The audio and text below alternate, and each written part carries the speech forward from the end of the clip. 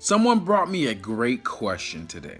When is the right time to go after the girl or guy that I cheated on, but I want them back and I'm ready to love them the right way? I cover this topic in 2 books actually, The Dear Queen Journey and Dear Soul. I'll link them below.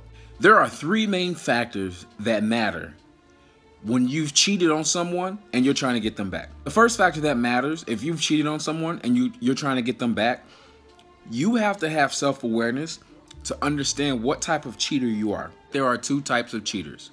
There's a consistent cheater and an accidental cheater. An accidental cheater, obviously it's not an accident because you knew what you were doing. You weren't planning this behavior. It sort of just happened. So that's why we'll label it as an accident. The consistent cheater is you go out of your way, you make it a behavior, you make it a lifestyle to cheat. So if you're an accidental cheater and this moment happened where you lost your discipline and you broke your relationship agreement, I think that's okay. I think you can be forgiven. I think you can be forgiven if you're accountable, if you genuinely apologize, and then if you address what was missing. Usually when people cheat, there was something missing in the relationship, whether there's something missing inside of you, missing in the perception of what the relationship is, or missing in your partner. So you address what's missing, you be accountable, and I think you guys can recover from that. Now, if you are a consistent cheater, I don't understand why you would want to get back with the person that you already hurt with your cheating if you know that you're just going to keep cheating. If they broke up with you because you're cheating on them and you're going to get back with them, but you're going to be a consistent cheater, what is the point? There is a huge difference between a person who consistently goes out of their way to cheat versus someone who we can't call it an accident, versus someone who slips up here and there. For you, I think you have to ask yourself, what type of person am I? Did I just mess up? Or am I just gonna cheat because I'm not a monogamous person? If that's the case, you just have to be honest with yourself and with them. The second thing you have to do if there's been cheating a lot of times can relate to broken trust. You really have to ask yourself, can the trust be repaired? Because if the answer is no, you're going to waste years of your life. You're going to waste years of their life.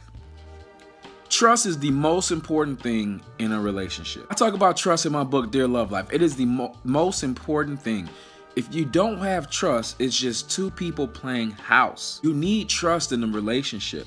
Trust is one of the building blocks of building an effective relationship. So if trust has been broken, you have to ask yourself, you have to ask your partner, you guys both have to look within, introspect, and ask, hey, after we forgive each other, are we going to be able to trust again? Because if you cannot trust again, you're going to waste years and years of your life. You have to be able to trust again. Trusting again starts with an apology for causing them this harm. It starts with addressing what issues happened to cause this harm. And then it starts with changing behaviors and shifting mindsets around everything in the relationship so you guys can move on from what caused the pain. The third thing you have to weigh when you're wondering, hey, am I gonna get my ex back? Am I gonna try to get my ex back? You have to remember this. Since you caused them pain, what they're gonna do is they're gonna create a barrier and distance from themselves, because as humans, we have what's called self-preservation. Self-preservation is directly connected to fight or flight. What that means is that nobody wants to get hurt. So when you're put in a situation where danger is presented, a fight or flight mechanism is going to kick in. Fight means they're going to fight it and defend themselves. Flight means they're going to run and leave.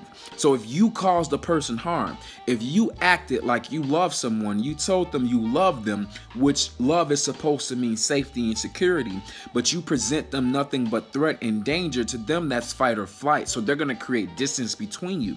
So what you have to understand is, hey, do I have what it takes to persevere, to stand here and to deal with this person as they consistently push me away, as they're consistently non-trusting? That's what you're going to deal with at first. If you don't have the mental strength to weather that storm, don't even try to get back with them, because it's going to be a waste of time. Can relationships recover from infidelity, from cheating? Absolutely. Millions of them do it. A lot of people are in monogamous relationships because they don't know how to communicate that they're not monogamous people. And so they get into monogamous relationships because the majority of the media, the majority of the mindsets, the majority of what you see out in the world pushes a monogamous relationship, which makes sense based on evolution, based on a woman wanting a man or several men to be around throughout the duration of a child's life, based on men wanting to advance their seed into the next generation. So evolution and biology makes sense for why men and women cheat, why men and women have multiple partners. For the other person that got cheated on, this is the last thing I want to leave you with. This is very important. I talk about this in my book, The Dear Queen Journey. This is very important. If you were cheated on, if trust was broken in the relationship, and you decide to go back, you were cheated on, trust was broken in the relationship, and you decide to go back, you have to forgive that person. If you do not forgive them, you cannot rebuild trust.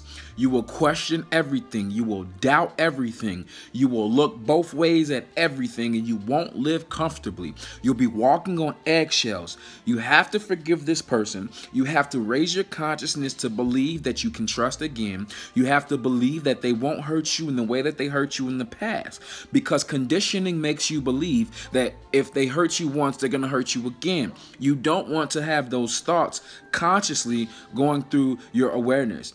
It's a possibility, but what you want to do is believe that the probability is very low. You start that process by forgiving them, and by forgiving them. It won't be easy, but it is very necessary. I covered these topics in my books. All of them are going to be linked below. Click on them. You can read the bios. Figure out which one is for you. Get one of those books. I'm going to give you a promo code down below too. You'll see that in the description. I want to give you more videos on cheating, on recovering, on how to get back with your ex, dating, all that stuff. I love covering those topics. Make sure you subscribe to my channel. Subscribe to my channel right now. Go watch some of my other videos. I got a lot of good content for you. I'll be back with another video soon. Peace and love to you. Thank you for introspecting.